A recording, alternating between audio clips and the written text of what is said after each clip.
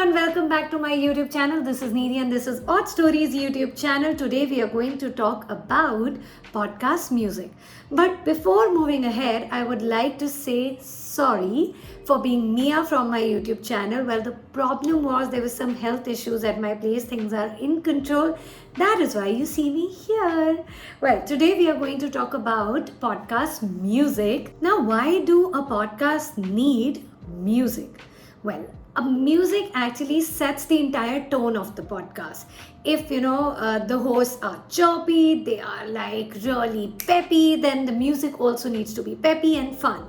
But if the conversation is serious, it is slightly, I would say, intense, the music should add to it.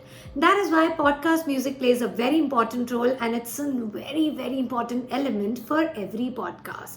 So you definitely need to spend some time to decide for your podcast music. Now, before talking about the types of music, there are two ways of placing music. Number one, people only put music in the intro and the outro, and in between there is nothing. While there are other podcasts where there is music all through. Majorly they are storytelling podcasts because then the music actually adds to the story. Sometimes you add special effects also for that. But today we are only going to talk about simple podcasts who use say 15-second music hook in the intro and 15 to 20-second music hook in the outro. Now for these general podcasts, where do you need to find your music? Before that, let me tell you there are four categories of music. Number one, Creative Commons. Now, Creative Commons is that category of music where artists or the organization, this music company, has put the music in the public domain, but they definitely have some conditions to it. So it is all rights reserved music which you can use, but they have some conditions which you need to follow. For example, sometimes they say in your text or in your caption you need to give us credit. In the show notes you need to give credit to the music composer, something of that sort. So that is Creative Commons. Number two, royalty-free music. Now, a lot of podcasters actually take their podcast music from this category only. Now, what is royalty-free music? Royalty-free music is nothing but music pieces which are already there in public domain and people can use them. Either you pay one-time fee for that or it is absolutely free. We will discuss that a little later, but it's time to move towards our third category, that is public domain. Now, public domain is nothing but 100, 200 years old songs or nursery rhymes which are out there in public domain and you don't have to think twice before using them. Now, if you're wondering what is my fourth category, my fourth category is your own original music piece, which is a very expensive process.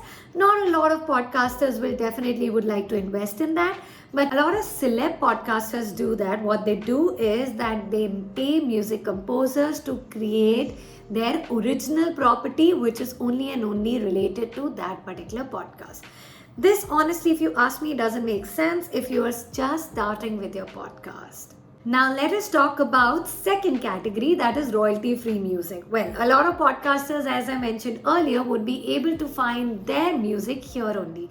So in royalty-free music, there are two kinds of libraries. Number one, those resources where you can find music for completely free. You don't even have to pay a single penny. And number two is that particular platform where you pay one-time fee, but you can then use that music for multiple times. So, if we talk about number one category, there are two resources which I'll share here with you. That one is Pixabay. You will get multiple options of music. You can just choose whatever you want and you can download the music and use with your podcast. Number two is YouTube Music Library. Again, most of the YouTubers know about it. I guess you also know about this particular library. You can just go there, select the music you want, and you can just use that music. Sometimes they do have some FAQs related to that music piece that, the credit should be given and all, which you should be very sure of before using. Moving ahead, now my second category in royalty-free music is paid platforms where you pay only for one time and then you get to use that particular music piece multiple times without worrying about anything. I'm sure you're wondering, if you have free libraries available, why would you even pay for one time? Well, The limitation in that free library is that a lot of people are also using that kind of music. So it is very common, and also the quality is not that great. While when you go for royalty free music on paid platforms, the quality is better, and obviously it's just a one time fee, yet it is some money, some moolah, so a lot of people won't take those. So whatever music you will select, the chances of someone else using that music in any form will be less. So right now I'll be sharing 4 music libraries where you only have to pay one time fee, and once you download that royalty free music, then you can use it as many times as you want. Number 1 is stockmusic.com. This is the most common library used by a lot of podcasters I know in my community. You get good quality music and they have a lot of variety. Number 2, epidemicsound.com. Another great resource for music which you can explore on your own. Number 3 is bensound.com, and number 4 is artlist.io. Now I'll be putting all these in my show notes below so you can check there. And please, if you have any doubts related to podcast music, you can always reach out to me. You're considering how? Leave the question in the comment section or DM me. You can DM me directly at my Instagram account or Odd Stories Instagram account.